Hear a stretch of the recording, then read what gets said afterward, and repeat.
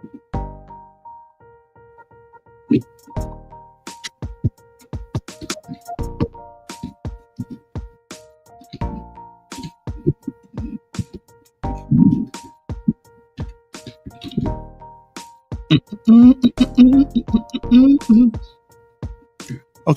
now I'm ready. I'm ready to go now. I am ready to go right now. I can do it. Yeah, I can do it. I'm ready to go.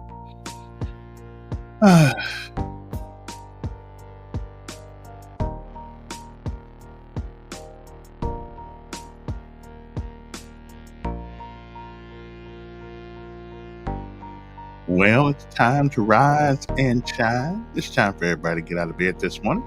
It's another day above ground, and the ground's not above you. I'd say that's probably a pretty good way to start the day. What say you? Good morning. Well, it's time for our daily bread. For those people who love to hear, like I do every morning, get my day started and all that kind of good thing. Okay, so let us go take care of our business, and then we shall come back, hopefully, and be able to have a conversation with you guys if that's what you want to do this morning. Okay, but next up, it is our daily bread. A word from on high, something that'll change your perspective or give you a new one. But either way,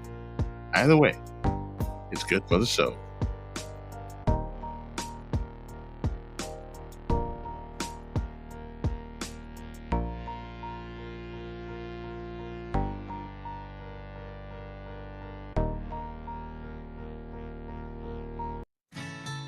God's mercy prompts us to be merciful. Our daily bread. Today's encouragement from the Our Daily Bread devotional was written by Kirsten Holmberg. Kirsten writes, "When my children were squabbling and came to me to tattle on one another, I took each child aside separately to hear their account of the problem. Since both were guilty, at the end of our chat, I asked them each what they felt would be an appropriate, fair consequence for their siblings' actions. Both suggested swift punishment for the other. To their surprise, I instead gave them each the consequence they had intended for their sibling. Suddenly, each child lamented how unfair the sentence seemed now that it was visited upon them, despite having deemed it appropriate when it was intended for the other. My kids had shown the kind of judgment without mercy that God warns against in James 2:13. James reminds us that instead of showing favoritism to the wealthy, or even to oneself, God desires that we love others as we love ourselves. Instead of using others for selfish gain or disregarding anyone whose position doesn't benefit us, James instructs us to act as people who know how much we've been given and forgiven, and to extend that mercy to others. God has given generously of His mercy. In all our dealings with others, let's remember the mercy He's shown us and extend it to others." Today's Our Daily Bread devotional scripture reading is from James chapter 2, verses 1 through 13. My brothers and sisters, believers in our glorious Lord Jesus Christ must not show favoritism. Suppose a man comes into your meeting wearing a gold ring and fine clothes, and a poor man in filthy old clothes also comes in. If you show special attention to the man wearing fine clothes and say, "Here's a good seat for you," but say to the poor man, "You stand there," or "Sit on the floor by my feet," have you not discriminated among yourselves and become judges with evil thoughts? Listen, my dear brothers and sisters, has not God chosen those who are poor in the eyes of the world to be rich in faith and to inherit the kingdom He promised those who love Him? But you have dishonored the poor. Is it not the rich who are exploiting you? Are they not the ones who are dragging you into court? Are they not the ones who are blaspheming the noble name of Him to whom you belong? If you really keep the royal law found in Scripture, love your neighbor as yourself, you are doing right. But if you show favoritism, you sin and are convicted by the law as lawbreakers. For whoever keeps the whole law and yet stumbles at just one point is guilty of breaking all of it. For He who said, "You shall not commit adultery," also said, "You shall not murder." If you do not commit adultery, but do commit murder, you have become a lawbreaker. Speak and act as those who are going to be judged by the law that gives freedom, because judgment without mercy will be shown to anyone who has not been merciful. Mercy triumphs over judgment. That's today's scripture reading from James chapter 2, verses 1 through 13. And now let's pray together. Dear Heavenly Father, we're so grateful for the mercy that you show to us every day, Lord. Help us to show mercy to others as a measure of our gratitude to you. In Jesus' name we pray. Amen. Amen. Well, it's time to rise and shine. Today's people. encouragement was provided by Our Daily Bread Ministries. Get up. Yeah. Time to rise and shine. And now let us pay homage to all of our armed forces. The United States of America, Army, Navy, Air Force, Marine, Coast Guard, and that's it, right? Army, Navy, Air Force, Marine, Coast Guard. Good morning to you. It's time to rise and shine.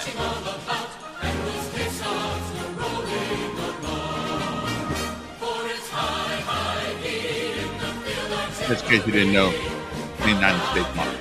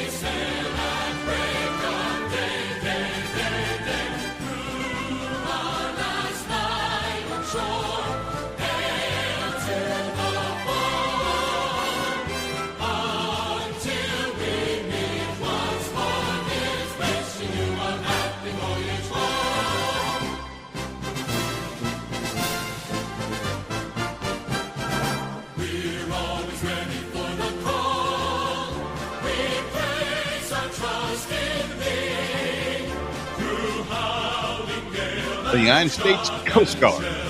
Just in case you might want to know. Their motto is Semper Paratus, which means always ready.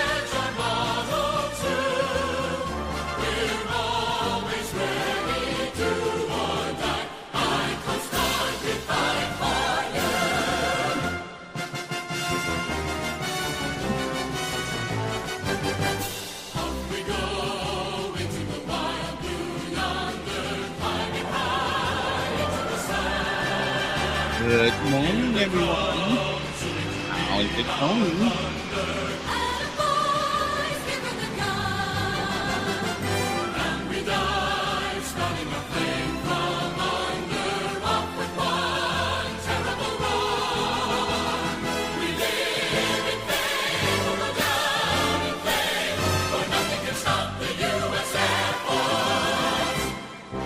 Hoorah! First Sergeant, hoorah!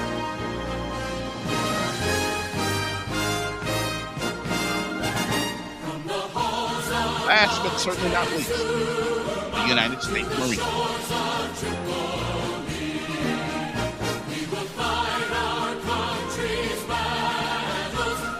Hoorah! They say that they couldn't really pronounce the other word. I'm just kidding.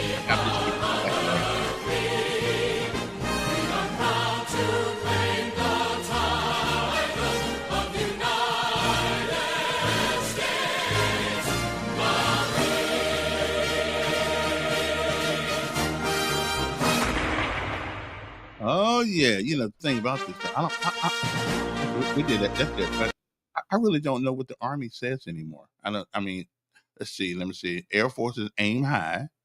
Marines is a few good men or something like that. The few, the proud, the Marines, except that one that I showed you guys last week that just stopped walking and said, "Hell with it, I'm laying down." But I know that's not that's just not. That don't happen all the time, but that's just where it goes sometimes. Some people ain't cut out for the big boys, for the big boy club. Um, but other than that, good morning to you. Now, it's Thursday. It's my Friday, right? Because I don't do this thing. However, today we're actually going to do something at 11 o'clock because I got a couple of guys who want to go at it, not physically, but philosophically, about a couple of points they had. One of them is L. Milliner and Tony Knight, Pastor Knight, and they want listen. They needed me to stand in the middle because sometimes both of them can't really be quiet.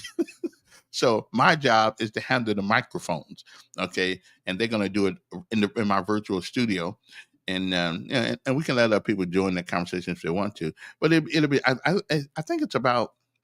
Well, I'll see what it's about later on before 11 o'clock, and I'll put it on the page and let you know.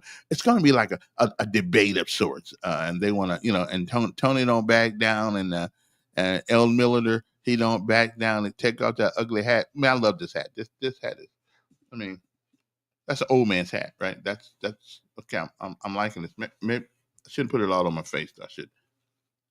I like this. Actually, I like my Kango. I like my Kango better, but this is one I'm wearing today. Anyway, good morning, everybody. Good morning, and good morning again. You've been up since 5 o'clock. Why? Why you get up too early for? I mean, why we are of that prime age where sleeping a little late is no longer a sin. Where you look at the clock and it's 7 o'clock, you say, "Wow, the day went by kind of slow. I mean, the night went by kind of fast, but that's okay. We got this. We got this. But if you want to get up at 5 o'clock, there are other people who get up at 6 o'clock and 5 o'clock and 4 o'clock. It ain't me anymore. Now, if the money's right, yeah, I'll get on. I will get up. Don't get me wrong. Let me go to the weather right quick before we go to our a little speech of the day. And Gary, Dr. Joe, it is a different one today, okay? I just want you to know it's not the same one, okay? Because y'all always whining about it. Now, if you guys would send me some stuff, I'd play it. But I just like to play something motivational because sometimes we think sometimes we think we are the only one going through what we're going through, and there are other people all the time. There's all the time somebody going through something worse than you. Anyway, right now, if you look outside, if you go outside, it's kind of not so humid. The temperature is 77 degrees, but it feels like 78 degrees. Okay. There's a 16% chance of precipitation today. Sunshine and clouds mixed. A stray shower or thunderstorm is possible. High today, according to the weatherman, is 96 degrees Fahrenheit. Tonight, 24% chance of rain. Low tonight is 76 degrees. A stray shower or thunderstorm is possible early. Some clouds, low 76 degrees. That will be the low tonight. Winds light and variable. Now, on tomorrow, that's when our chances of rain get higher. Okay, 39% chance, which means it's probably going to rain, but we're not really sure. Okay, partly cloudy skies early, scattered thunderstorms developing in the afternoon, high around 93 degrees, winds light and variable. The real chance of rain, 40%, but I don't really think they know. That's why they call it a forecast. Believe it or not, it is the 31st. Can you believe this? It is the 31st day of July. I just can't believe, where has the year gone? Next thing we'll be talking about Christmas and all that kind of stuff. Where have the years gone? Where's the year gone almost? I remember January 1st, although which is good. I'm glad I can remember that because there's some can't. Anyway, pollen low, air quality is good, and the UV index is an 11 because the sun's out. As long as the sun's out, you're going to have UV index at about 11. Okay? Okay. Let me see, who's that? Rand Smith. I like that name. That's a good name. I mean, I know that ain't the real name, but we do like that name. Anyway, let me play my little piece, and then we'll move on to the conversation of the day, because this is to motivate you guys. Now, I want you guys to listen to this one. Okay, this is about being the best you can be, not talking about it, but actually doing it. And so at the end of this, I want you to look in the mirror and I want you to ask yourself, am I doing the best? Am I doing all I can do? Because I got to ask myself that often too. Am I doing all I can do to be the best that I can be?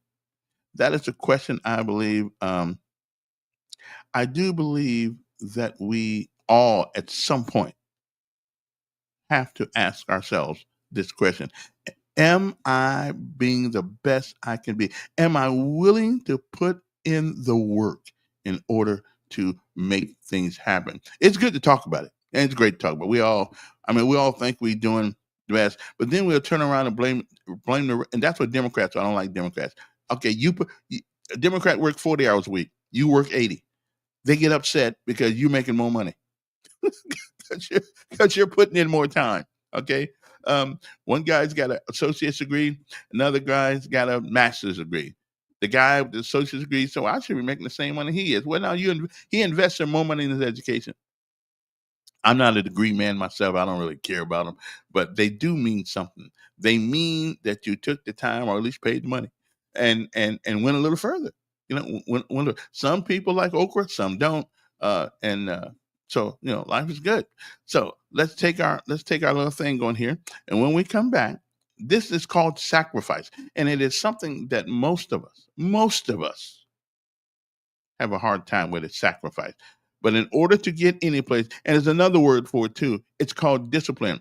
Also had a conversation with the school superintendent yesterday. He's going to join us one of these mornings, probably around the 11th of August. So after school gets started, anybody notice that school has started real early this year? It starts next week. I mean, really?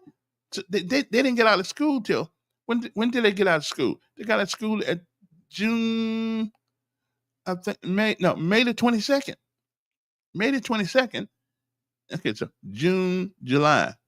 And school starts back next week? Really? But you know what, though? I guess a lot of people tired of feeding their kids. A lot of people tired of feeding their kids. So let's send them back to school so we get them that free food. Listen, don't get me wrong. I got some of that free food. I ain't lying to you. I got me some. I did. Yeah. We ate good. Well, it wasn't good.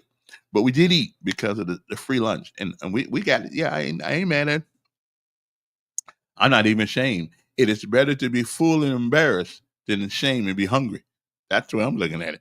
So let's go. This is called sacrifice. How many of us are willing to do what it takes to be number one? You'll find out through this that it's easier to say than it is to play. In order to get to the next level, I had to make sacrifices. The reality was I was overweight. I was out of shape. You know what? I started to give up soda and only drink water. I gave up French fries. Before I knew it, I had to get disciplined.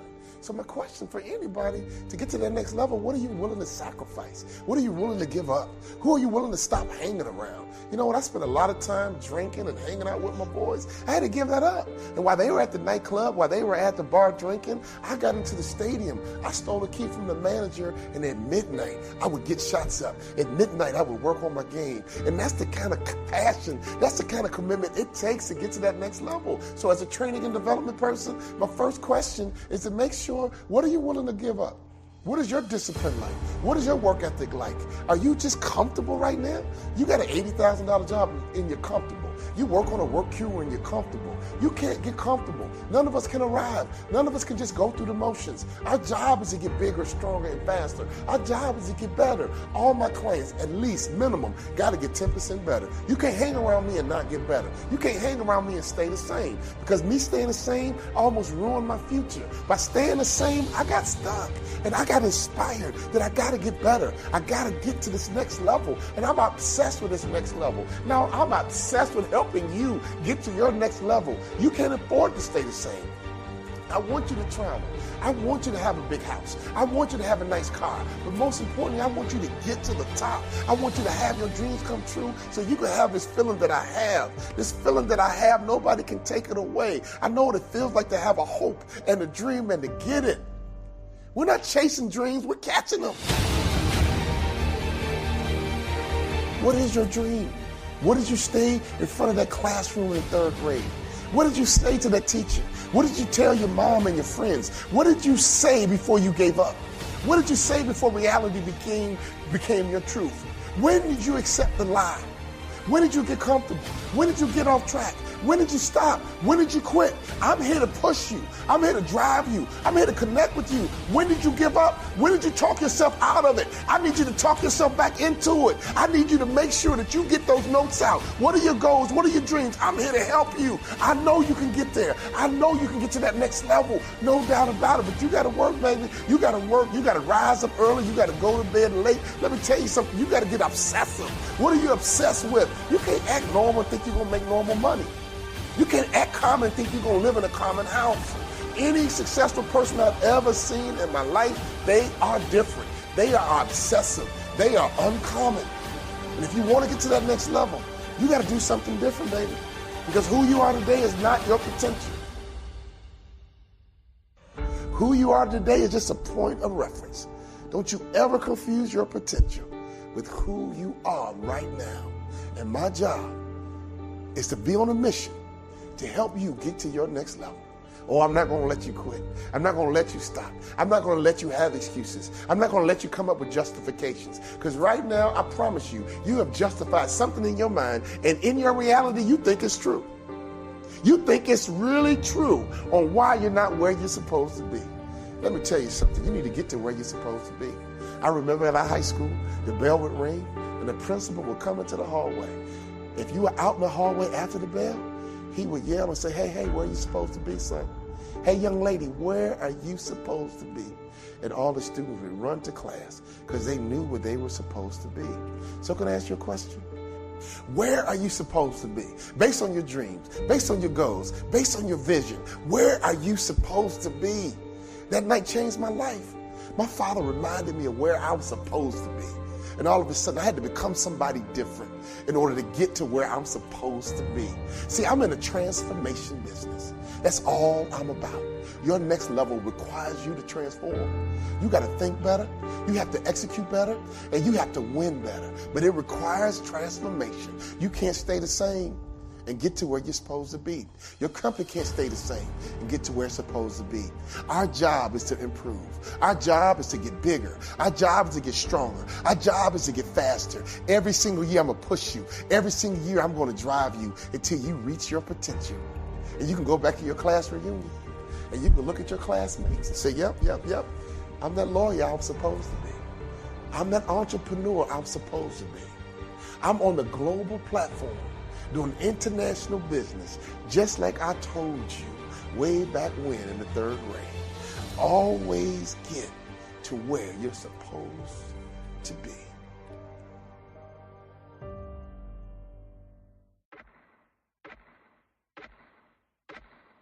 You know, I was a high school star. I just thought I was on to do great things. You know, I was a typical kid. You know, we all stood up in front of class in the 3rd grade and 4th grade and said what we were going to be when we grew up. You know, I was no different than any other student. Everybody in the world did that, right? It was like an exercise we all did. So my message was, I'm going to play pro sports, and when I'm done playing pro sports, I'm going to make more money in business than I did in sports. And everything was going along fine.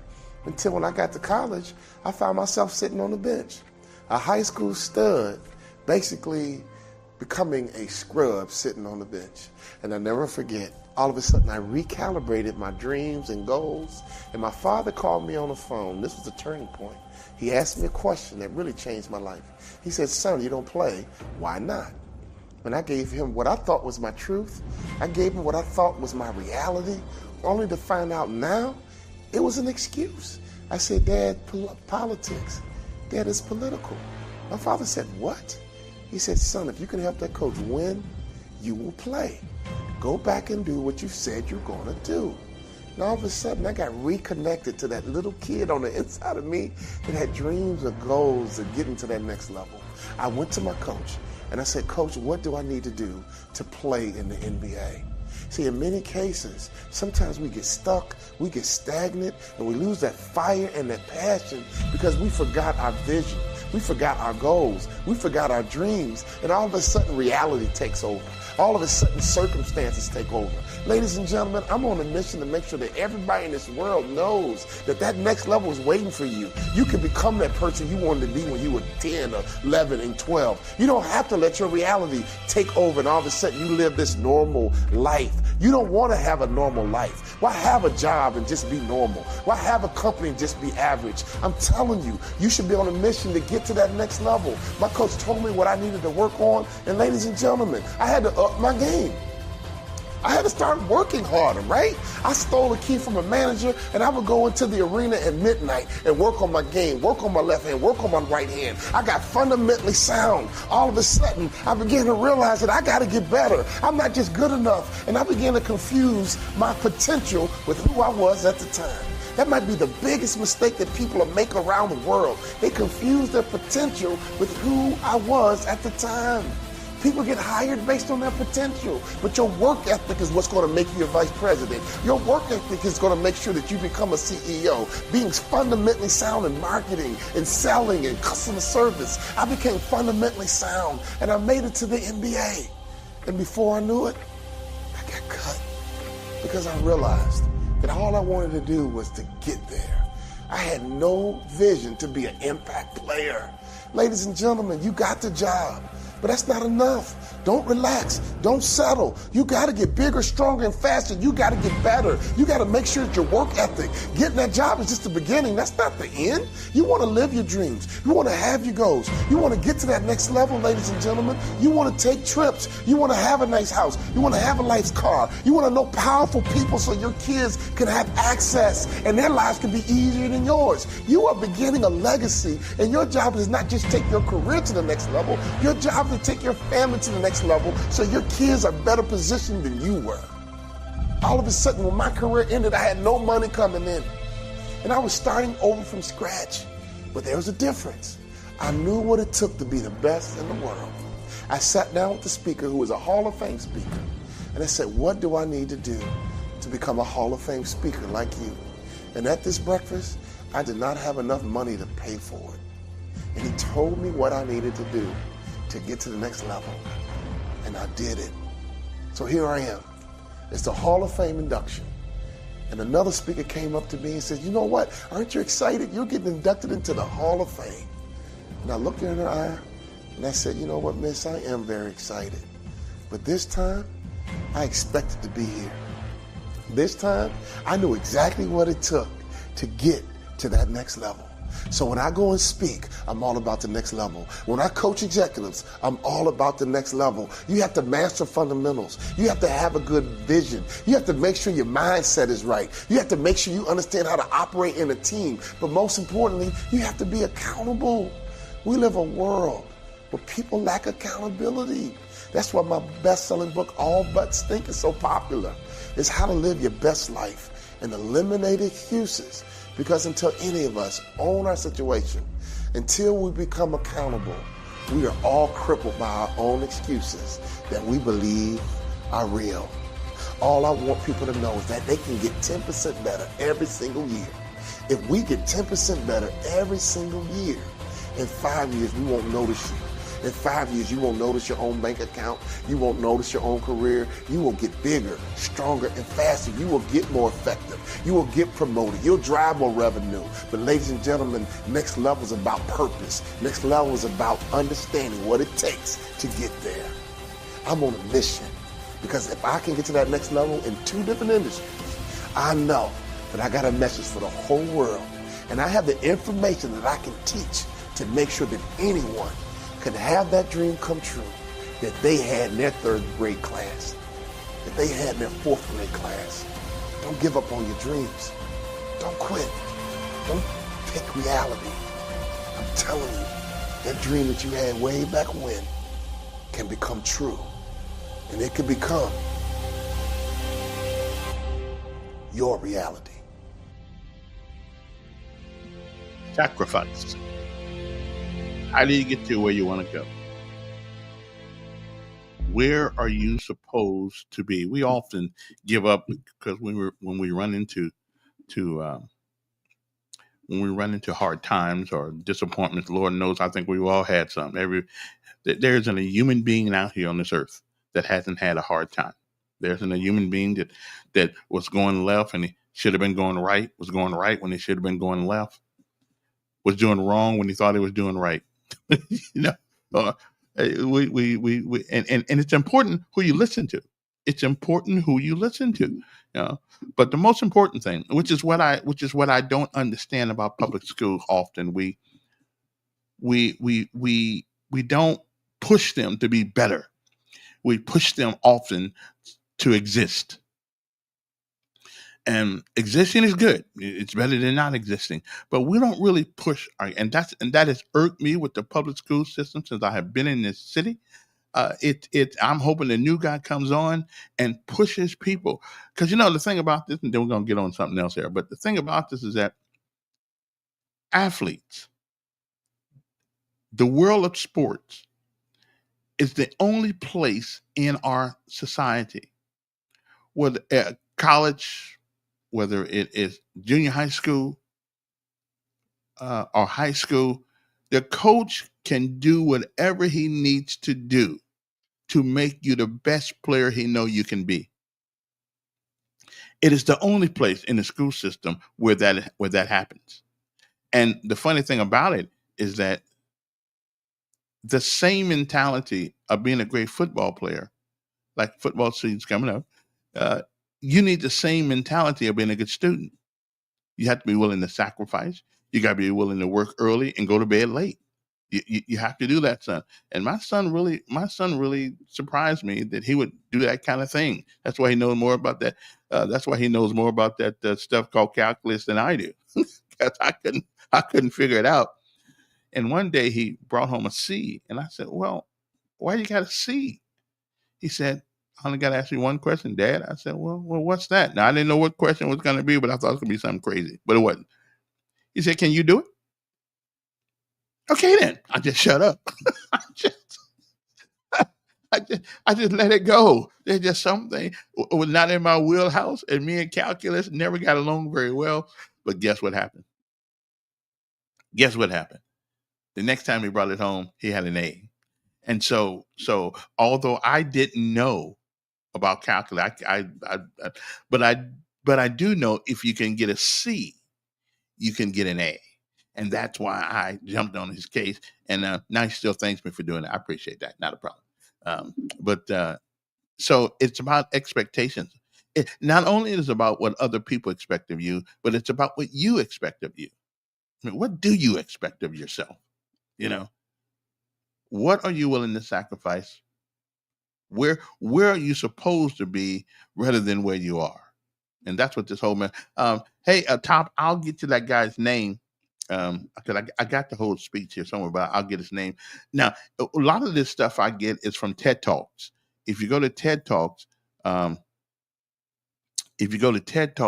you will find a lot of these things, and some of them have changed the way I look at things. There's one called "It's a Great Day to Be Alive" that certainly has changed my perspective on a lot of things in life. Okay, so now if anybody got any questions or anything like that, feel free to call in or text your thing here. A lot of things to talk about though. Somebody's texting me here. Let me see what it is. Are they saying that I'm great?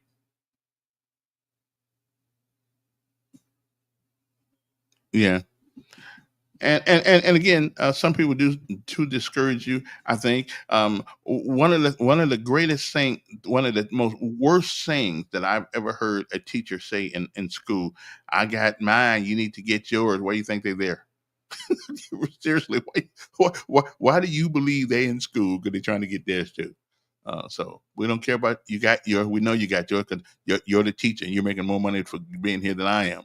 So we know that. Okay. We understand that. I feel you on that one. Okay. Anyway, good afternoon, everybody. Good morning. I'm so used. Some days I don't know what I'm on in the morning or on in the afternoon. Some days I just don't know. Well, we must get a call. Hey now. Huh?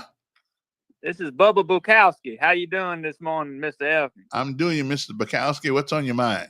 Hey, don't forget to read them comments. I see you got about 10 people watching you today. That's good. What's the conversation? What's the topic of discussion today? What's on the agenda? Life. Life. The- Okay, the- sounds good. the things of Speaking life. Speaking of the Ferris wheel, Yes. what you think about that?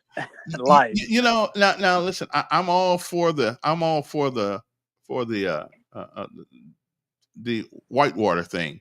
The Ferris wheel, well, that's it. They said the news are not to interrupt you, but I'm here to interrupt you. Yeah. Give me the floor for a second. So I was reading in the news article that lots of people have been asking about a Ferris wheel. Now, I've lived here my entire life, and I pretty much got my finger on the pulse of every hood from Wind Lakes to Ridgecrest. Mm-hmm. And I have never heard nobody ever mention a Ferris wheel. That's the first thing. Now, the second thing is this: from a reliable source from within the surroundings of the city government told me that it's going to be a free Ferris wheel. So I imagine there's just going to be rotating homeless people getting on it, riding it, taking a nap, getting off of it, and waiting. So it's just going to be a rotating wheel. Well, tell the folks what you're talking about. Actually, for those who don't know, I mean, that's good. So Montgomery wants to bring a free Ferris wheel downtown because there's nothing else to do. That's paraphrasing it. And I've said to people, even on your Facebook, I've said there's nothing to do for 16 to 24-year-olds here. There's no skating ring. There's nothing to do. That has a direct correlation in crime, because when boredom sets in, what's the old saying? Idle hands are the devil's workshop. That's right. And there's a lot of idle hands. So they pick up guns, they pick up drugs. There's nothing for these folks to do. Now, we got plenty of event centers and nightclubs for their parents to go, shake that ass and drink some drink. But we ain't got nothing for kids to do. And so what people got to realize is that we make over $1 billion with a B in money in Montgomery, Alabama, thanks to Brian Stevenson and all he's done for this community. But if you go down Court Street, it's been 5 years and they still ain't fixed all of Court Street. You ride down Fairview. It's been 30 years. It's been 30 years. Okay, it's been longer. You ride down Fairview and you need a damn 4x4 to get, I don't understand how we can be so positive on the cash flow. We keep bailing out this $100 million whitewater park that 90% of the residents, it was not built for us. It was built for tourism.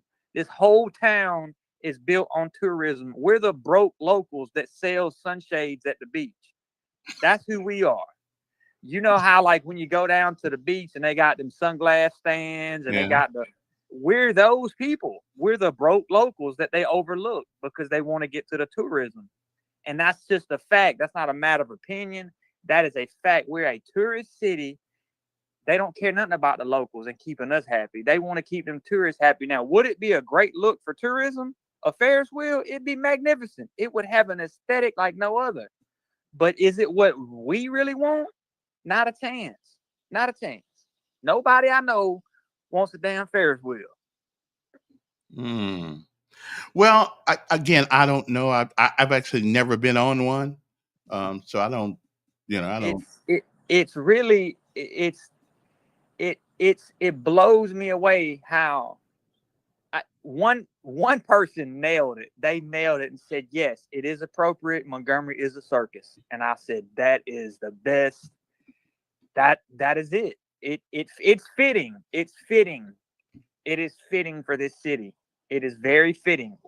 Next thing you know, we need juggling clowns downtown. Matter of fact, if I learn to juggle, that might be a little side hustle. We need everything. We need it to be, one-legged midgets. Small people.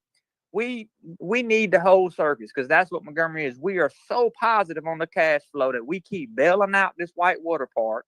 They couldn't even pay their bills last month. This comes from a person inside. They needed $400,000 just to cover their bills, and the water out there is discolored right now. And it cost $100 million. Now, I don't know if we paid all that. We didn't pay all that, but we keep bailing them out. and it's not even for us. They haven't went to one school and said, you know what, Peter Crump or whatever, y'all come out for free. It's not for the community. If it was for the community, they would have an aggressive local marketing campaign that said, hey, we need to do something for the local community. That's why it'll never work, because they don't care about us locals. They ain't trying to reach us. So Montgomery needs to, here's the thing, the 16 to 24-year-olds, they turn into 25 to 35-year-olds. Then they turn into 36 to 40, and it just goes. So if we're not producing an environment that's conducive for creativity and fun and community, then we're not producing a positive environment. Well, let me ask you a question. Okay. And again, I don't have a thought on the Ferris wheel one way or the other.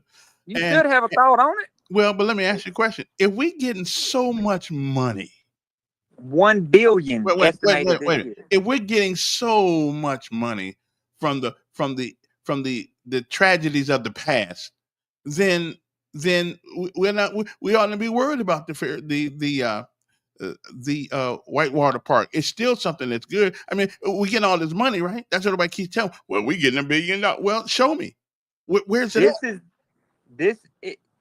Next time Stephen Reed comes on your show, ask him, where's the money go? And he's going to provide you with some political answer. But the entire, most people that come down here to visit all of what Bryan Stevenson done, and even before he did all that, you know, the Rosa Parks Museum has been here a long time. Even before all that, it is majority Caucasian people. It's called white guilt. And I know this to be a fact, because I rented a school bus on Airbnb for $45 a night. And it was nothing but white people coming to see and pay their respects. Or some may be coming to congratulate the past. I don't know. I don't really care about. And again, I care about what happened to my ancestors, the people that paved the way for me. But I don't think predicating your survival on stories of misery. That's it. That's this town. Is a good thing. Well, I would love Bryan Stevenson to rebut that, because him and I have talked, and he got his perspective, I got mine, but here's what I'm hearing since this thing's been up. It's about money, and I'm just sorry.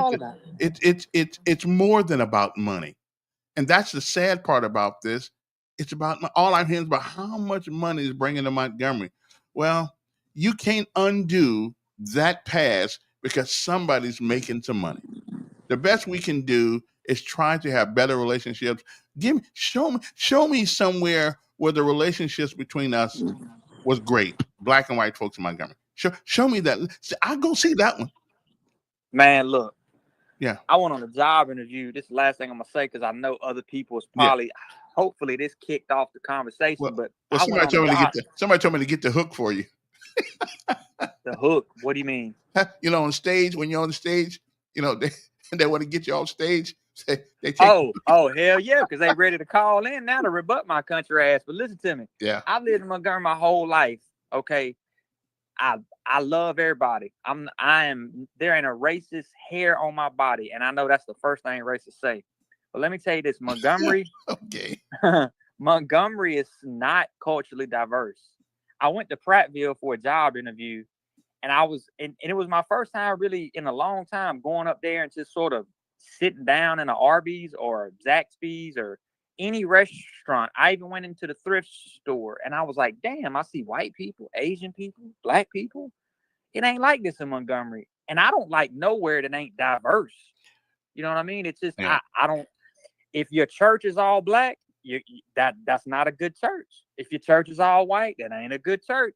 I got a Mexican church right next to me, and there's number of Mexicans. That ain't a good, that in my opinion, it shouldn't be all one way. We know how to get different people to come to our things, but yeah, we are built this city's tourism is built on, like you said, the tragedies of the past. And that's just the way it is. And until we get some real leadership, how many police chiefs have we gone through? Until we get a real mayor that just doesn't give these piped political answers, and we get somebody that shows up with no tie on, roll their sleeves up, with some duck boots on, until we get somebody like that, Montgomery's going to always stay the same. Because I guarantee you, now I don't know this to be a fact, and I'll end it on this note. Bring the hook in and the funny clown to keep me off the Apollo stage. But I guarantee you there's some indirect way, because what I do know about politicians, because I've worked with a few of them on their political campaigns, I would speculate that Stephen Reed is getting some kind of indirect kickback from all this tourism down there. And what all Brian Stephen, it might be a new car, it might be a vacation to the Poconos. I don't know. But now that's kind of, again, I don't want to discourage anybody's name, because that's speculatory. Yeah, but I'm just saying. But I think he's benefiting like everybody else is, indirectly. Whoa. Who's benefiting indirectly? Well, you just got done telling me how much money is bringing in. Yeah, but who's benefiting from that? Well, I guess the city is. Okay, the schools ain't, the roads ain't.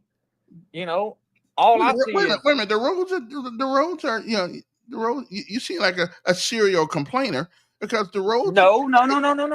This is where we call to voice our grievances out. Yeah. I don't walk throughout my day. I'm just giving you the gist of the bad decisions. Would it be a complaint to say that we have poor leadership? It would just be an opinion.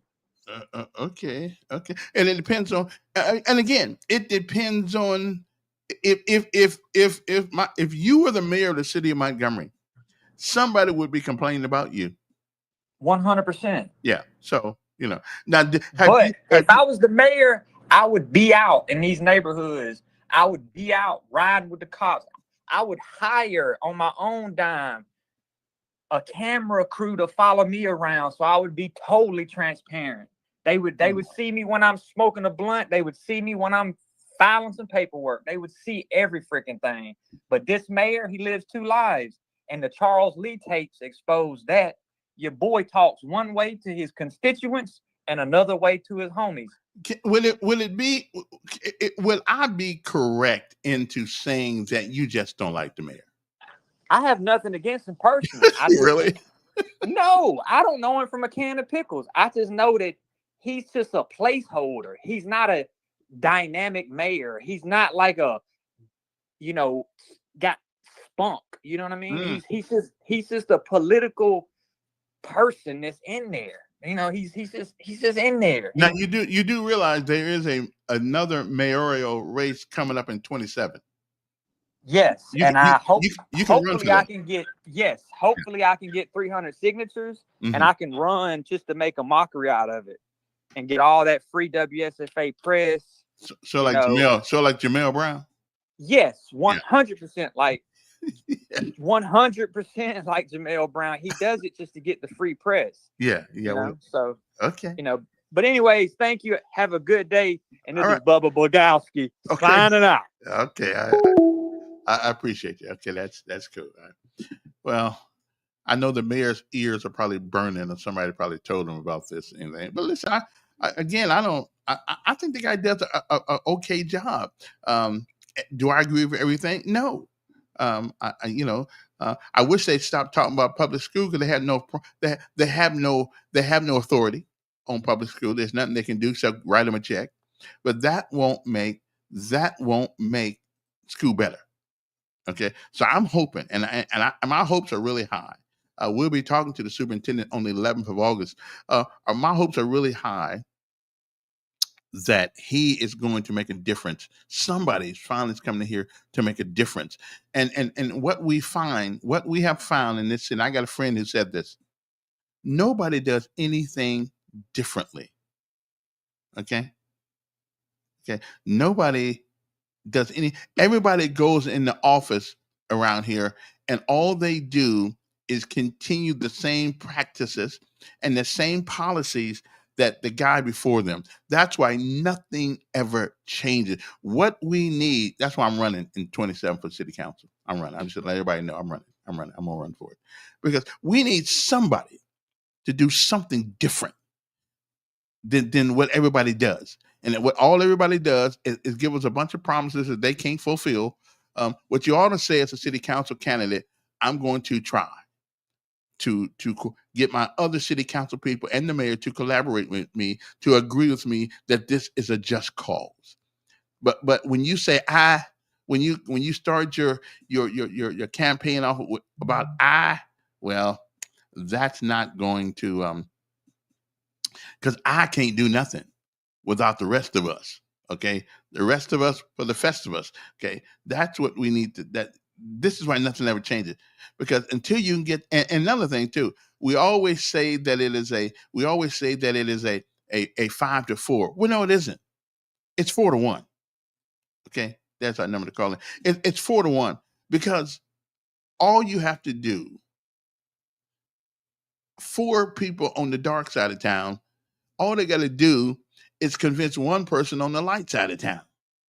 Now, I'm thinking, I know there's some smart people out in the world. There are a lot of smart people out in the world, right? I know there are. But are you telling me that 4 people cannot convince one people on the other side of the bridge that maybe the perspective over here looks a little different? Maybe you need to look at it from our point of view. And if you're telling me that all the people who are running our city are just stuck where they are, they will not. Well, I think people would change if you make a good argument. We don't make good arguments. Our politicians don't. Black politicians don't make good arguments. The arguments are based in emotion most of the time. Okay, not logic and reason. Okay. I believe that if we make a good argument, we can give those people change. First of all, though, and Emory Farmer said something one day. He said, one of the reasons, I'm going to paraphrase this. He said, one of the reasons that things are where they are, because you don't ask for nothing. That's what the mayor said. Mayor Farmer said that in all its glory. And kind of find out, he was right. We didn't ask for nothing. So so you can't get anything unless you ask for something. But we the only time we hear from our politicians, the ones who represent the poorest of the poor, is after the race has been run. After the race has been won and after they lost. They never come to you before the race gets started and put you at the same starting line as everybody else and fight the fight. Fight the way. It's a race, which means that people have to fight. So again, show me one politician that represents the poor that you ever hear from. I mean, you used to hear from Brubaker. You used to hear from Reed. You used to hear from all these guys when they were in session. Now you don't hear much from them anymore because our first of all, I'm not on the air on the radio anymore. But I'm gonna take this, and we're gonna take this as far as we can go with it, because somebody needs to ask the tough questions. I don't really. Again, the monument for the lost people because of the evil of some people. Listen, we won't ever be able. We won't ever be able to undo the tragedies of the past. But I got to tell you, if Montgomery is dependent on selling misery to get economic progress, I think it's a bad business plan. Okay, although I will admit to you, I've been into that place, and I was humbled. It was good, but I don't think you depend on that because sooner or later, telling that story is going to be told, and it's like anything else. Once you tell a story enough, people begin not to pay it any attention. Okay. So I'm just saying we can sell misery if we want to. If that's our economic platform, if that's the way we think we're going to advance Montgomery, then so be it. And again, what we will be doing, we will be renting Montgomery because the people with the money will be leaving going to Pike Road, Prattville, Millbrook, Wetumpka, and it's happening now. Okay, and I don't think they all go because they don't like black folks. I think a lot of people go because economically they don't see that we're viable. Okay, and I will agree with the caller on one thing: the marketing department, whatever division, whatever they call it, the community or the division or the district, whatever that district they call it, has done a poor job of marketing to the local people. I will agree with the caller on that. If you can't convince us to go or have something different, then how are you going to convince everybody else? I think that he right. There ought to be a school day, okay, private school day, which will probably get more people out there. School day. There ought to be a day, a time that place is open strictly for Montgomery Public Schools or the private schools. A school day at the. We need to do a better job marketing it. Okay, now me personally, I mean, I may go out there one of these days and get on one of them. What do you call them things? Those things that goes in the tire. You put air in them. I might want to try one of those because that looks kind of fun. As long as the water ain't too deep, so brother got to swim up. I don't want to have to swim up. Okay. So anyway, it is what it is, and I think that and Thursday is normally religious day, and I did have a story about religion today that I want to get with you guys if we're done with this one. But I think our economic plan to bring people to Montgomery for miseries of the past, okay, as part of an overall tourism thing, okay, fine. But if that is where the majority of money coming from, okay, now let me digress. I do believe the lessons are important to learn. Those lessons of that time are important to learn. I do believe that. But I don't believe we should base our whole a great vast amount of our future on people coming here, seeing what them people did to them other people. Okay, and I don't think that's a good economic plan. But if it's part of the whole picture, then so be it. Okay, and again, just in case that you guys don't know, this is the American. It is the African American Holocaust, no different than Jewish or Auschwitz. Listen. I don't argue with that, but let me tell you what I do argue with on that, there, Mister D.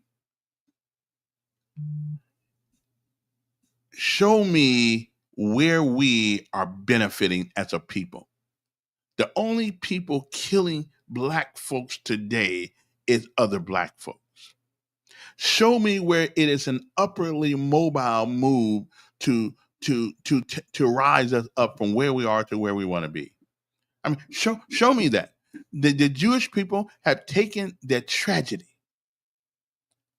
and decided to never to help one another regardless of where they find themselves. Help one another. I had a Mexican friend of mine tell me the other day that he said, the reason why y'all can't get along, I said, how can? Because y'all don't want to help one another. Okay. What's going to change the mindset of our young people today to let them understand the answer is self-reliance? The answer is not dependent on somebody else to lift you up. That's not gonna happen. The only people you can depend on is God, who ain't a people, and yourself. And probably your mom, because your mom help you. Not so much dad sometimes, because dad put a foot in your butt until you get on. But God, mom, and you are the only people you can count on. Dad, well, you got to catch us in a good mood. Okay, we may help you if we're in a good mood, but that's what we need to do. So again, if we're going to use Auschwitz, how you pronounce that word, Auschwitz, in the Holocaust of the Jewish people, then we also have to use what they've done with that history. They have empowered themselves because of it. They ain't sitting back talking about waiting for somebody else to do it. waiting for somebody else to come. No, as a matter of fact, you say some anti what do they call it? Anti-Semite. You make an anti-Semite. They on your butt. They are on your butt. Okay, I'm just saying. Let me see. Yellow. Hey, Kevin, how's it going? Pretty good, pretty good. Hey, look, there's some truth to that. We're out there killing each other and stuff, and we're talking about self-reliance. Well, pretty soon we're not going to have any choice once this bill goes into fruition, especially where if you don't work, you don't eat, or you don't have insurance if you don't work with this Medicaid cuts and everything. The only problem I have with these Medicaid cuts is that it's going to hurt innocent people. It's going to kick folks off. But then again, the positive side of it, which I think a lot of us can agree with, is that if you're able-bodied, you got to go to work. You have to go to work. So, because if you don't work, you won't eat. So you do have families in our culture as well as other cultures. White folks do it too. They depend on the system. In fact, there are more of them, in the system than it is of us. But that's not important. I guess the point that I'm trying to make is everybody's going to have to pull themselves up by the bootstrap and go to work. Every able-bodied person is going to have to do it. So if you're growing up in a system or a family that believes in depending on the system, and they're raising their kids to actually look forward to being on the system, those days will not exist anymore. Now, Kevin, accountability and responsibility. What I'm seeing now, and I'm thinking what's going to happen in the future, if you don't raise your kids, the system will, because it's getting to a point now where something's going to happen to stop these killings and these murders and everything else. So if you don't raise your kids, you don't want the system to raise them, and that's what's going to happen. That's what needs to happen, Kevin. We need to stop playing with them. We need to stop playing with them, man, because if not, we're not going to survive as a community. We're just not going to do it. It's not going to, there was a saying, and there's some correlation here, Kevin. Our Black women, if they are marrying or if they are dating, they're dating older. You know why? Because right there in the middle, the young people are either in the system or in the ground. And it's just a fact. They're in the system or either they're in the ground. So there's not enough of them out there. So that's what I mean when I say, your community is going to suffer from it. The African American community is going to suffer from it. And I love my people, Kevin. I stand up and I defend us. But what's going on in our communities today, man, it's saddening and it's scary because we're killing each other. We're demeaning each other. So I understand, there's racism out there, and trust me, I'm the greatest cheerleader when it comes to targeting that. But Kevin, we got to clean up our own house, man. We got to love ourselves, and the problem is we don't. If we don't love ourselves as an individual, how are we going to love anybody that looks like us? And I'm just telling the truth, man. Yeah, that's true. That's true. But but I agree with one thing. We have got to stop making excuses, blaming everything on what happened in the past. We just got to stop that, because 100 years from now, we're going to be talking about the same thing.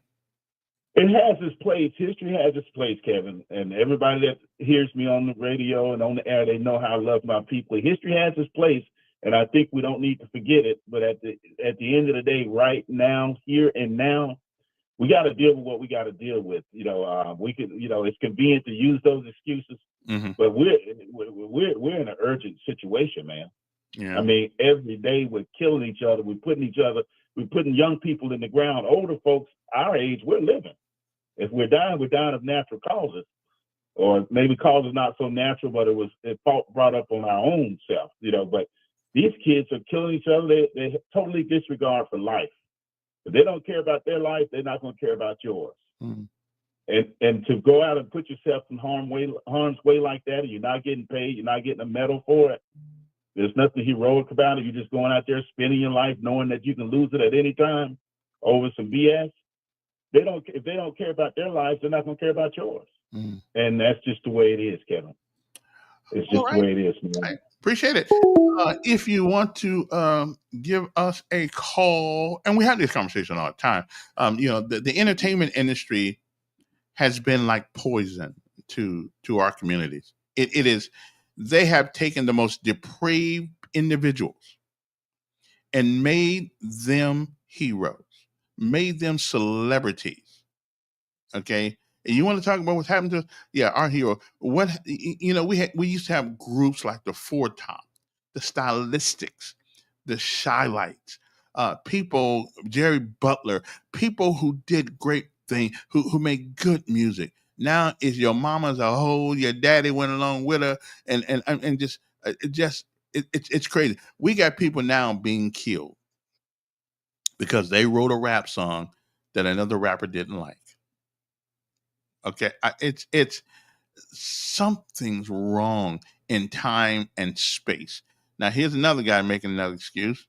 He says, "How long was the Jewish Holocaust compared to your people, our Holocaust?" Well, to the individual that suffered, it didn't make any difference whose Holocaust it was. It was everybody.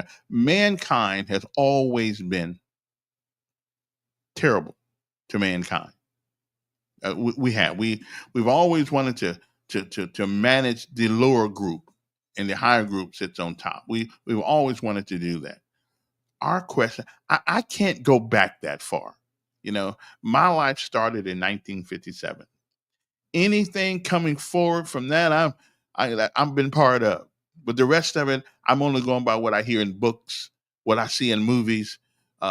I don't know what happened to those times. I imagine, as a matter of fact, it probably been a lot worse than we even know about. It probably was. But what can we do today? What can we do right now? What can we do today? Okay, I can't. You can't. No matter how hard you try. And the Jewish people have showed us. They have shown us how to do this. Complaining about what happened years and years and years ago, God rest the souls of those people who put up with hell. They did. But the people that survived figured out how to empower themselves because of that history, which is some black folks haven't figured out yet. We're killing each other. And we think that's supposed to teach somebody something. I don't know what it teaches you. It teaches you to stay in the house when it gets dark. Is all it teaches us. And again, what happened to the pride? I think my mother, my father, my grandfather, I think they may be absolutely embarrassed at the things that go on in our communities. They may be absolutely embarrassed. I can't say for sure, but I'm sure that they would not be happy. They would not be happy. And we talk about it all the time. And talking about it don't really solve anything. We got to have a mindset change. Our politicians give us the same story. They're platitudes. I think the city council last week tried to do something. 2 weeks ago, they tried to do something. They tried to come up with a curfew for our young people, but it was somewhat of an insult because it was only protecting the people downtown, not in the whole city. Kids need to be managed. They need to be managed. Okay. I know some liberal authors. What do you mean manage your kids? Well, you need to manage your kids. That's what needs to happen. We can make a change if we learn how to manage. And listen, I grew up in the military from 17 to 30 something years old. So that's my only reference is that when things got out of hand, the first sergeant called the platoon sergeant. The platoon sergeant wanted to talk to the squad leaders, and they need to manage.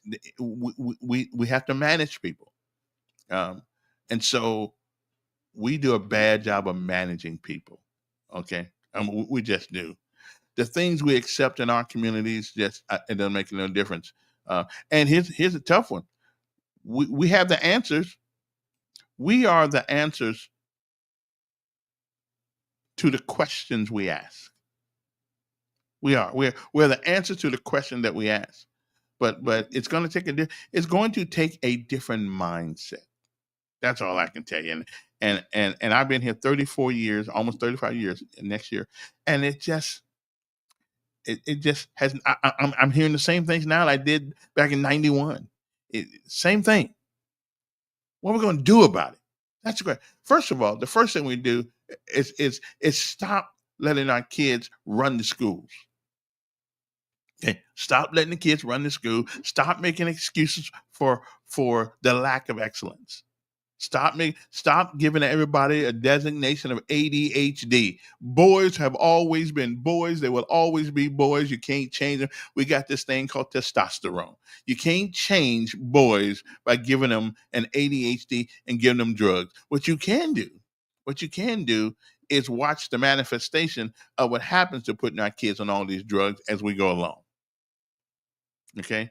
And I'm almost willing to bet you that just about a majority of young men in prison today, any 45 and below, probably was put on ADHD drugs. Was probably put on something to help their we won't let boys be boys now. Public school, somebody hits you, they're gonna send you both home. Wait, let me get this right. So back in 2001, when they hit us and killed our people, we went to war. But we tell our kids in public school, if somebody hits you, you're going to be punished just the way they are. Well, that's not right. I mean, that's not right. A man has a right to defend himself. Okay, but Montgomery, and we're going to talk to the superintendent about that one too. You know, you should not be sent home for protecting your butt. Okay, it's your butt. Okay, nobody's going to protect it for you. By the time the grown folks get there, it's already happened. Okay, nobody. So we've done a lot of things to ourselves that just don't make sense. It just don't. It don't make sense. Some of the rules, some of the things that we do, and here's one. Remember the other day, there was a 3-year-old child.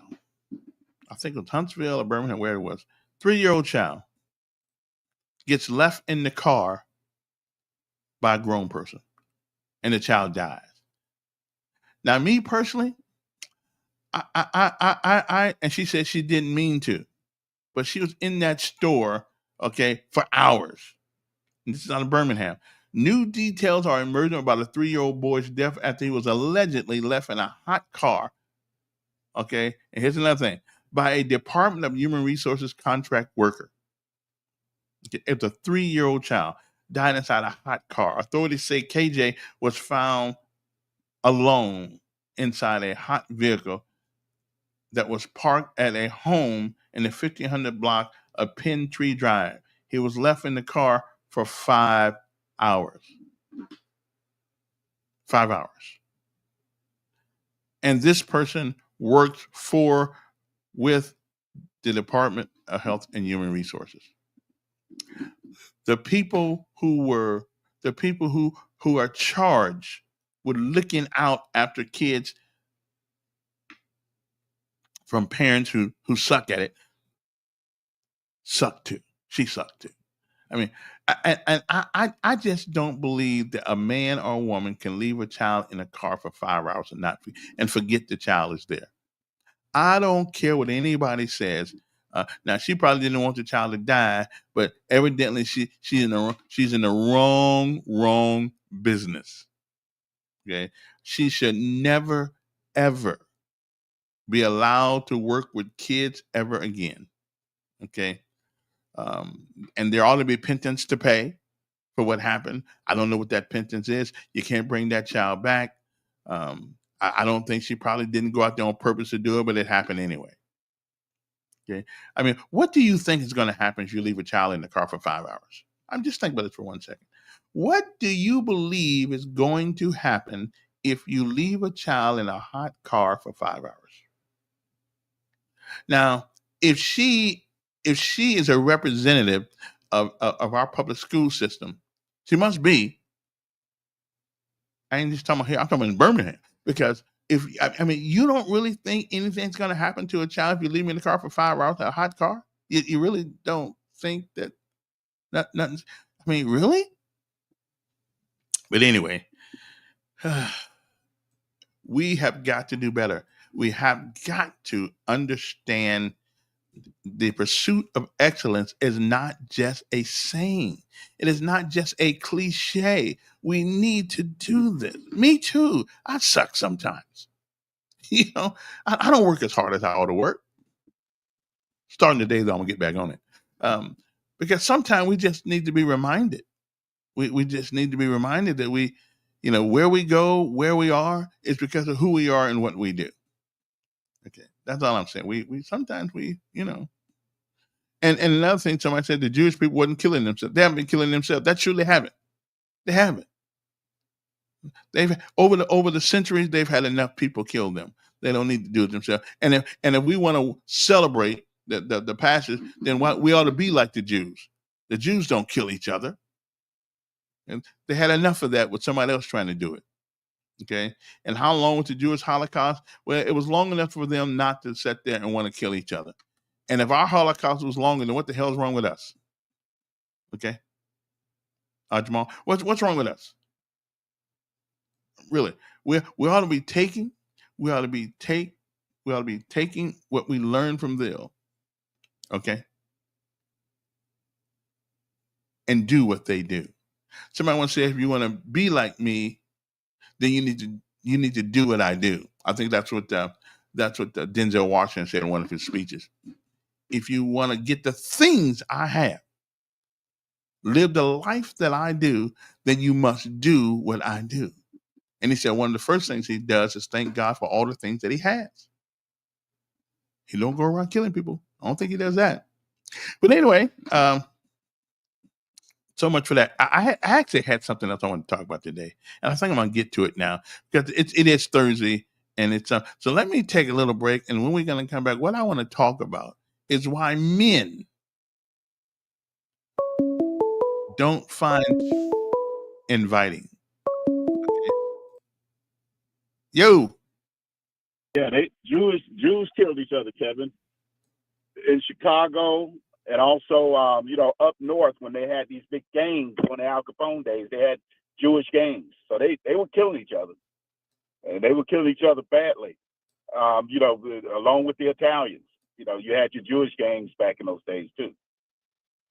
Mm. They've had their issues now, but it's just been tight knit. We're just doing more of it. Yeah. But I will say this, Kevin, there's nothing in comparison to slavery.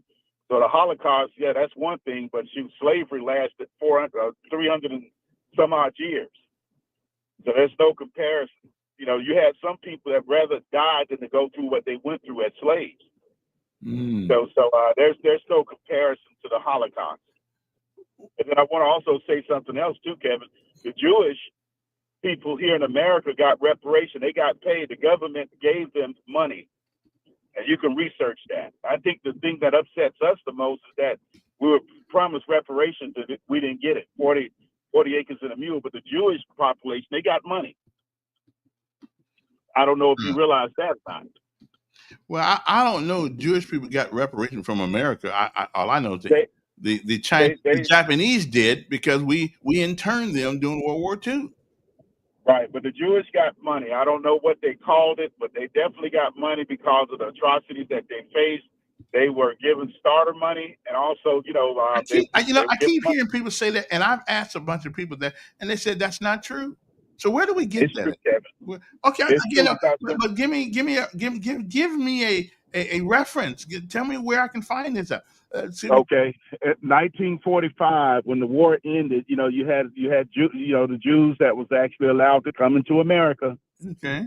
From Auschwitz or from certain parts of Germany, because they were displaced coming from out of Hungary and then other, Hungary and I think Poland and Warsaw area. They were snatched up and they were, they were thrown into camps. Well, they had no place to go in the return, so they were brought here to America. They were allowed to come to America.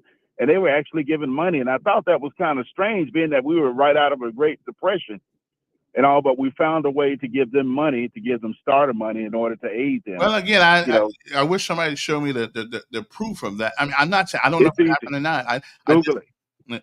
I just don't. Yeah, All you got to do is Google it. Any of your listeners, Because I asked including some of my friends who own stores around here, right? I asked them, I said, did the government give you any money? Because everybody swear them down, they get money. He said, no. He said they had to. probably not this generation, of course, not this generation, but 2-3 generations back, maybe 4. Yeah, you're talking about 80 years. Yeah, they were giving money. We wasn't, but they were. And all you got to do is Google it. Jewish given money by the United States government after World War II. Well, That's all you got to do. Now, someone Type said that the in. U.S. government did not directly give money to Jewish individuals for the Holocaust, and I can understand. We didn't do that. The Americans didn't do that. So what makes you think that they gave Jewish people for the Holocaust? Why would the United States give money? I could see going to Germany and taking their junk and paying those people. They did, Kevin. They received money. But money. Where? Give me a reference. Kevin, just Google it. But Google. I can't give it to you. Hey, Google, of course, is the paradox of is the most respected. If I wasn't driving, Kevin, I had that information. Okay. But just because it's in Google, don't make it true. Kevin. Yeah. Well, so Kevin, come on now. Yeah, there's some truth to it, because if it wasn't, it wouldn't have. It wouldn't be Google. Now, I understand you got to consider your source, but it's more than one source that suggests that, Kevin, that says that. Okay, suggests yeah. And again, I know doing I think there's a trial in 1952, the Luxembourg Agreement, where West Germany paid Israel and the Claims Conference billions for a Holocaust survivor. But I don't think the United States directly paid anybody for the Holocaust. I think they went along with the international agreement. Think about it. You allowed Jewish people to settle into America after World War II. All right. Right. You brought them over here. How are they going to survive, Kevin? Well, but a lot of people who did they know came over here. A lot of people. Yeah, but Kevin, but I'm talking about straight out of the Holocaust, right into America. How are they going to survive? How are they going to eat, Kevin? Not knowing anybody here, but that happens every day. People come every day with not knowing anybody. Yes, Kevin, but they were given money, startup money, Kevin. That generation. Again, you just got to give me show me the proof. Because I've asked. I will have that, but think about it, Kevin. I will have that for you, but think about it. They were given startup money, and with that startup money, they were able to open up businesses. Okay, it's what you call generational wealth. Kevin, we were not given that opportunity. No, we weren't. But so what we're gonna do? Whine about it still? No. We just keep moving forward. But if anybody was to say there was any type of comparison to the Holocaust and the African American atrocities on that level, they're sadly mistaken. We had it worse. We had it worse because we were treated less than human. We came to a country, fought for a country that treated us that way too. Whereas you had your Jewish population, they were allowed entry into the country without any problem. In fact, it was negotiated around. If they were a victim of a Holocaust and people getting rid of them, dying just because of their ethnicity, we have an obligation to let them in. Kevin, and I have no problem with that. But my thing is, don't act like what happened to us wasn't a problem. No, but we seem to be the same. But we seem to be the only people born in the United States of America with all the opportunity anybody can get, and we're still whining. It just, I don't understand it. Well, Kevin, there's a difference. When we came out of slavery, we were promised 40 acres and a mule. Okay, but we didn't get it. We ain't gonna get it. So why talk? Right, Kevin. And I don't. And like you said, that's the past. Yeah. But what I am saying is that the Jewish population, when they came from bondage and whatever they went through, they were given startup money. The money that they were given, they invested into businesses, which created generational wealth throughout the generations that they're still benefiting from today, is what I'm saying. It makes a difference, Kevin. It's one thing to tell a person to pull yourself up by the bootstraps, but when you are foreigners coming into a country and everything with no education, no direction, and you had to fend for yourself or what have you, of course you're going to be at the zero. But you and I, when everybody else is at the 50-yard line. But you and I are not part of that generation, Kevin. But the 5 generations from the Jewish Holocaust people are not either. again, right? I haven't seen We're anybody. descendants just as they are, but because of the way that they were, treated when they came into America, given monies, startup monies to start up business, that they were able to create generational wealth and and heir property. And again, just I got to run right now, but just give me some proof. I mean, because if we gave all that kind of money out to people to get started, then I'm with you. We deserve some money too to get a business started. We'll be back. Give me about a 3-minute break, and we'll be back right after this.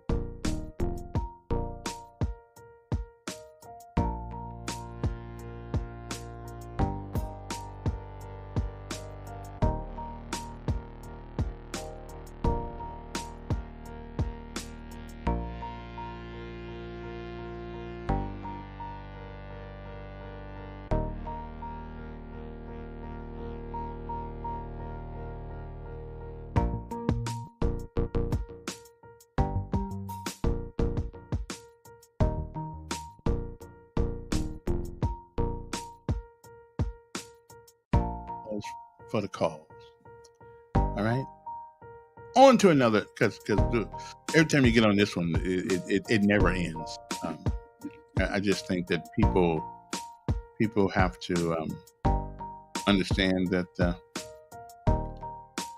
whether they survive or be successful, most of that is up to the person that looks back at you in the mirror.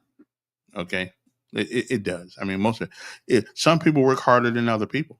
They just work harder than other people. But I like to see, and I keep hearing people tell, well, the Indians and the Arabs or whatever, they get money from the government to come over here and open a business. So I just, again, now nobody's shown me, nobody's given me. I've asked them many times. Nobody has given me the proof that we give people that kind of money. There are some people just willing to work harder. They're willing to work a lot harder than I was willing to work. There are just some people who are willing to work harder than other people.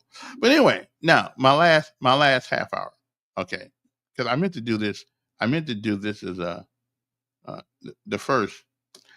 Yesterday I was on a Zoom with some people who with a church group, and today is Thursday, and normally we talk about religious things, so I can't ignore it. But last night, why? And there's a bunch of men out there. We love to hear from you this morning. Why is it that it seems that men don't really like going to church? Okay. And if we do go to church, men don't feel comfortable. The guy last night said one of the reasons why men don't go to church because the preachers give the women all the attention. Okay. And I made this comparison. Okay, a man will go to a football game. Okay, he'll go to the game and sit 3 hours in the cold, in the sun, in the rain, in the wet, in the snow. We'll do that. We will. Oh, now I won't, because I ain't sitting out there in all that cold wind and snow. Let somebody pay me to do it. But why is it that we will not take the same take the same attitude toward going to church? Because most of the time, most of the time we go to church. Now we go because we kind of pressured to go. Okay, we really don't, but we really don't.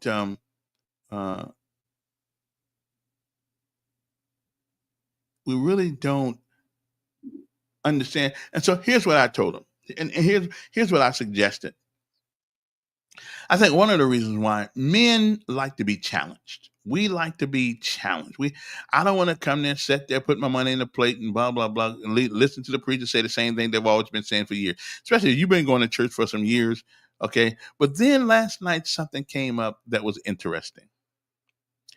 What is the purpose of going to church? Anybody that can answer that question for me? Why should we go to church? What is the purpose of it? It's got to be more than just putting money in the plate and showing your face. Okay. What is the main purpose for going to church? And last night it was put to me in such a way that I could not ignore it. And so we asked the question. Now, somebody, come on. Why are you a man? Do you go to church? Do you not go to church? I mean, let me know. If you don't go, why? And if you do go, is it because of political pressure, or you really want to go? Come on now. Yeah. We got to talk about things. We need to talk about these things, okay?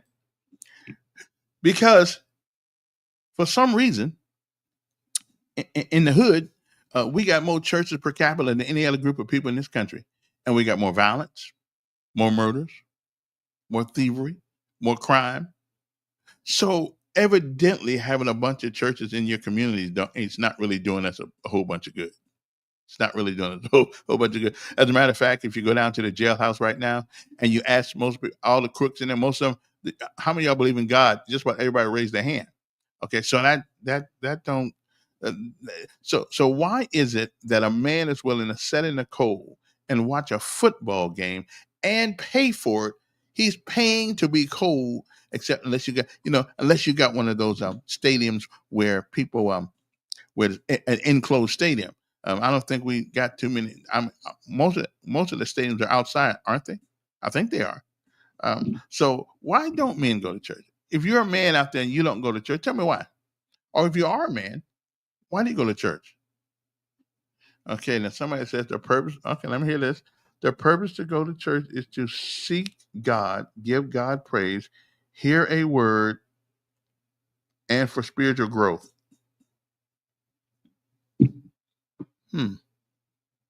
Okay. Now, couldn't I do all of that at home? I mean, do I really need to go to church to get that? I can do all of that at home. I can hear the word at home. I can seek God at the house. And I can give God praise at the house. So why do I need to go to church? Seriously, because the church costs me money. When I go in there, I got to give them money. And if you don't put nothing in that plate for a long time, they're gonna notice a brother. Okay.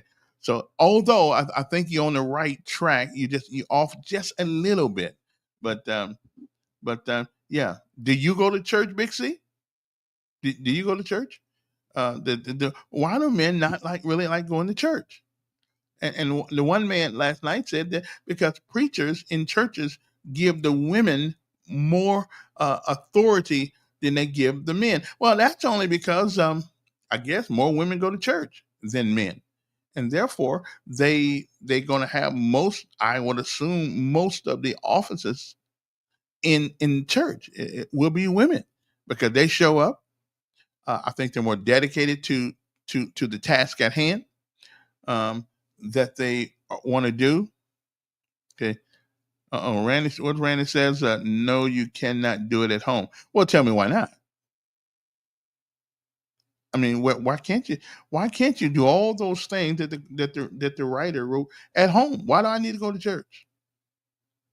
I mean, really, why do I need to go? Can't we have church in the front yard? I mean, why do I need to go to church? He doesn't have to hear about his sins at a football game. Well, there's some truth to that. That I don't go to church all time because I can watch my church on YouTube.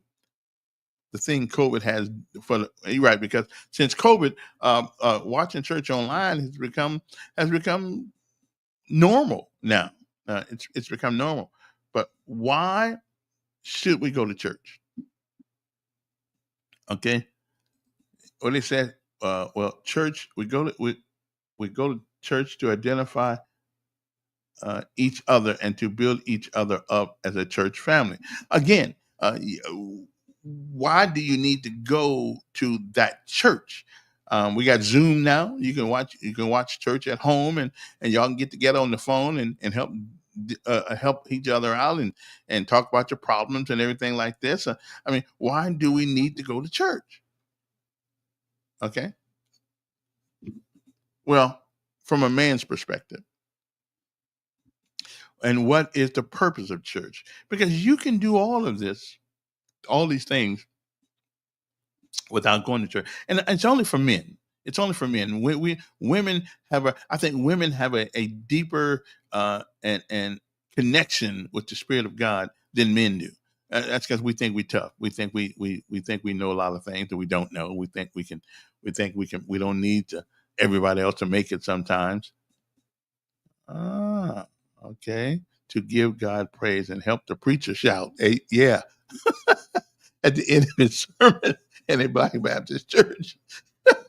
Well, I don't know if that's what it is, but it's a tough, it is a tough, it's a tough thing to talk about. But why? Because a lot of times I'd be sitting in church and I'd be looking around. I know I should be paying attention to the preacher, but I sometimes they get on my nerve. Sometimes they're quite boring. And I'd be watching guys trying to keep their head up and not go to sleep. I'd be walking around keeping track of whose head is nodding. Okay. So, but I came up with this. It is not the church that is the problem. Okay. I think that it is the presentation of the word that does not fulfill that that male kind of thing in men. I think the presentation, the old way of doing it, sitting up there whining, screaming, and hollering, it just don't cut it anymore. Okay, really, I mean, it just don't. I think men need to be engaged. We need to be engaged in church. We need to be or something like that. So, okay, now somebody says the Bible encourages us not to forsake the assembling of ourselves together. We encourage one another. The predator always separate his prey, and then he can destroy them. So if you stay with the pack, you have a better chance of surviving. Go to church, my brother. I do go to church. But again, I ask the question, why is it necessary? But is that the purpose of church, though? And again, you can do all of these things from your house. You don't really need to go to church. With Zoom and all these things, you can see your buddies. You can see your buddies. You can talk to them. You can encourage one another. You can do all of that, because you ain't really no danger till you leave home anyway. So it again, and we getting close to it here. We're getting close. We're getting close. We just not, because last night the guy said that. I said, now that's true. So we y'all going all around it. Some of y'all gonna come up with this before I get off the air this morning. I mean, before I get off the thing, somebody's gonna come around. Why don't men? And I'm saying men. Why don't men like going to church? Because if you go to these are white churches and black churches, you will see the women, but more in the black church, you'll see a whole lot more women than you see men. So why is it that men don't partake of the actual physical building the way our black women do? I mean, it's an interesting question. Why don't we? Why don't we? What's missing? What is missing for a man? And I think it's the presentation of that word. I think it's I mean, if you go to church every Sunday, every other Sunday like I do, you've heard the sermons. You've heard the sermons. You always hear the sermons. The sermons don't change because the word don't change. It doesn't change. It's the words are still the same. At 68 years old, the John 3:16 is still John 3:16. Hadn't changed. For God so loved the world, gave his only begotten Son, and whoever believes in him shall not perish but have everlasting life. Hadn't changed. So why do I need to go to church to keep hearing the same things for years and years and years and years? And I think now, unless it is presented in a way, I'm going to give you a way. I'm going to tell you what happened. I was going to Vaughn Park Church of Christ. We had a preacher named Brad Sullivan. I love going to hear Brad because Brad had a way with presenting this word in a way that is understandable to even me. Okay, and let me tell you what he showed me one time. He always gives us a story. Yes, sir. Doc, yes. I want to take a stab at your question. Okay. I think the reason a lot of men have difficulties going to church is that word called submission. They're not willing to submit themselves to another person's authority. Now, the preacher did say that. He did bring that one up last night, too. He said, and I can understand. But is that because the pastors of a lot of churches give women overwhelming consideration than they do to men? Well, why do you think, if that's true, why do you think they appear to give women consideration? Because there's more women in the church than men. So you answer, if you look around most churches, the women are the laborers. They're doing the work. They're the ones who can be counted on Sunday after Sunday. Okay. If men were in the church, you would find them serving. Even when Jesus was resurrected, the men stayed at the house. They didn't think to go to the tomb. So the women, Mary and Martha, were the ones that really were faithful all the way to the end. They came to the house and say, "He has risen." And the men did not believe them, thought that they were hysterical, thought that they were emotional, and they were grieving. So even from the beginning, women have always been faithful until the end. Even when Jesus was on the cross, the men were fearful of their lives, and they were not there. So it's always been the women who've been faithful. Do you think women have a more of a soul connection to God than men? No, I wouldn't say that they have more of a soul, but I do think that we do have to acknowledge that they are faithful, and men are willing to challenge authority, and so then that's not all men, but we're just talking about statistically that men have a difficult time submitting themselves to other men of authority. Now, that's why Nicodemus was told you must be born again, because the flesh is that way. But once you're born again and you see things from your heart as opposed to from your eyes, then you have no problem submitting yourself. But in the natural, you tend to say, he a man just like I'm a man. And I've heard you say that. Yeah. But if you're born again and your heart, in Romans 12 says, be ye transformed by the renewing of your mind. And the mind has to be renewed to see things in the spiritual realm and not the physical realm. I won't preach this morning, but that's my thought, sir. And thanks for taking the call. And I'm enjoying your show as always. But let me ask you, what about the presentation of the word? I find it absolutely boring. some of the way these people give us the word. I mean, we live in a microwave world, and this guy keeps going back to these stones and and find a different worship house. That's not every I mean, Kevin, there are some places you go to that the food is not seasoned. Do you continue to go to that restaurant, or do you find another one that seasons to your liking? Well, yeah, but I'm talking about the whole way it's done. Traditionally, it is done the traditional way. You get up there in front of the people, blah blah blah blah blah blah blah. Whether you put me to sleep or not, should there not be some enthusiasm, some? So what I hear you saying is, Kevin, you want to be entertained. No.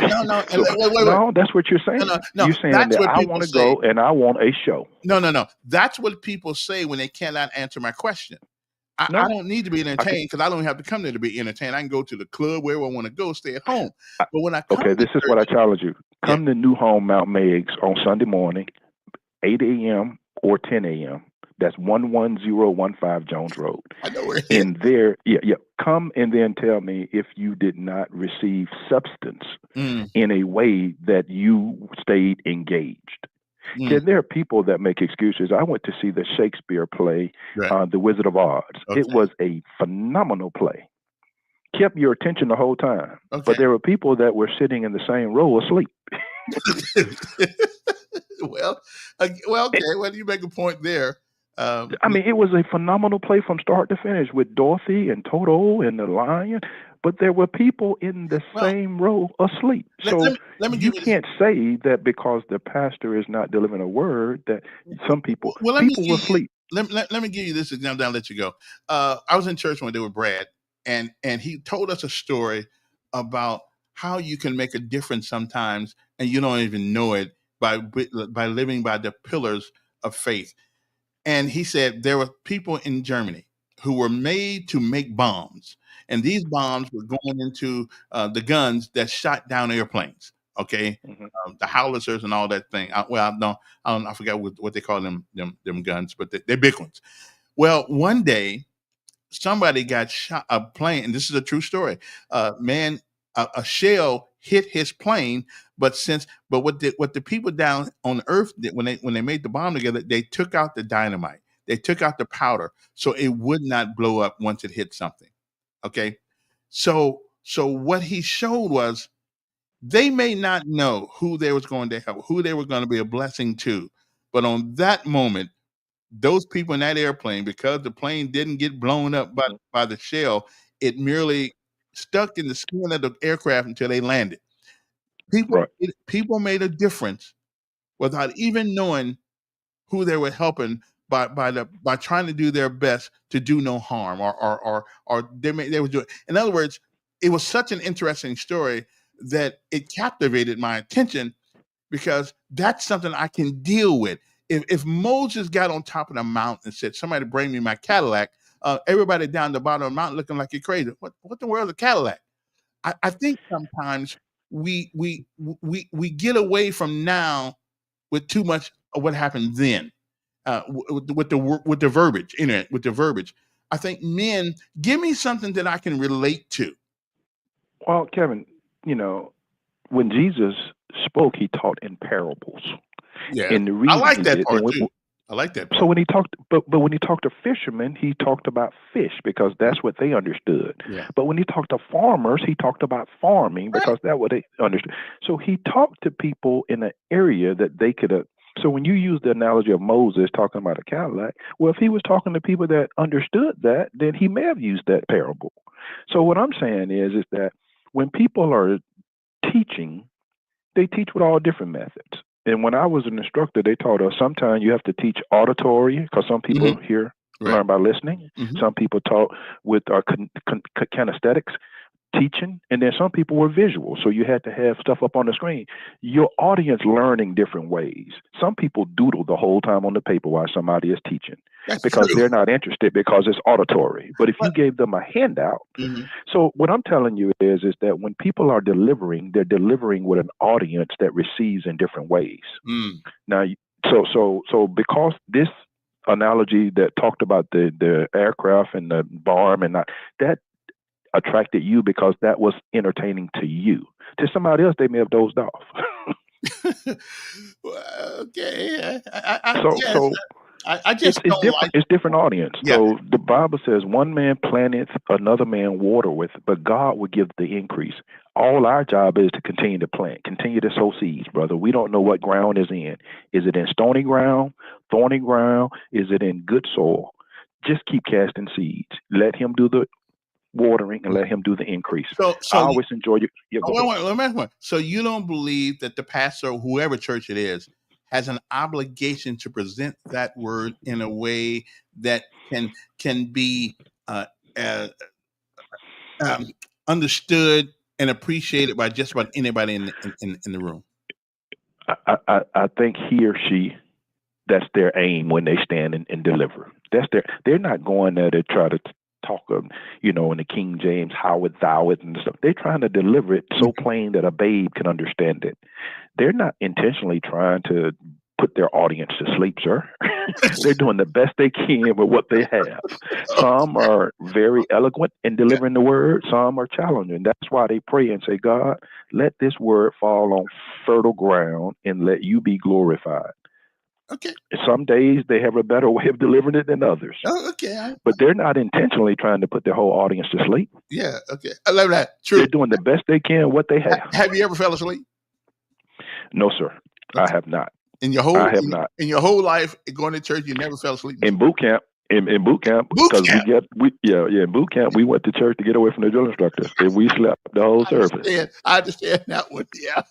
In boot camp, but when I got saved, in my heart, I go there to receive a word to help me deal with the hell that I have to deal with every day in this world. Yeah, so I'm looking for something to help me. I understand. All right, appreciate it. All right. Thank you, brother.